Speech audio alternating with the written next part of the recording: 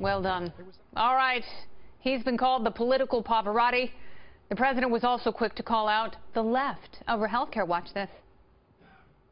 President Obama, his whole administration, pushing for Obamacare, which has now failed. In fact, I was just told by your great governor and ex-governor that your insurance companies have all fled the state of Iowa. Pretty sad, isn't it?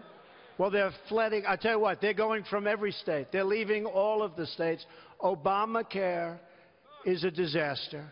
It's over. And there's nothing to compare what we're doing.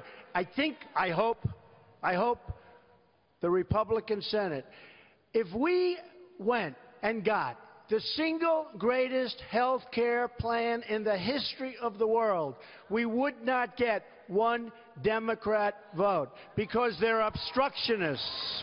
They're obstructionists. Proud obstructionists with their own hashtag resistance. Well, now with analysis and some potential fallout from the president's speech, let's bring in Fox News politics editor Chris Stirewalt, who joins me now live from our nation's capital. Welcome back, Chris. Good to be with you, madam. All right, so let's talk a little bit about his health care statement, because you know what? I think he's absolutely right. They could hand Democrats a legislative plan for single-payer insurance, and I think they would all vote against it. Well, probably not that extreme, but I definitely take your point that they are absolutely more interested in seeing his initiative fail than they are in improving his initiative, by and large. But we should also remember that there are a few Democrats, namely Claire McCaskill from Missouri, Joe Manchin from West Virginia, maybe Heidi Heitkamp from North Dakota, who have expressed a willingness, not coincidentally, these are candidates who are up for re-election next year. In states where Donald Trump happens to do quite well. That's right. And they, among others, have said, yeah, if you come to us with a plan to make changes, as long as it's not too radical, yes, we'd be happy to fix it. Now, this is probably empty rhetoric on both sides. The Republicans aren't going to offer anything really to the Democrats, and the Democrats aren't really interested in having a negotiation with the Republicans about legislation that they hate.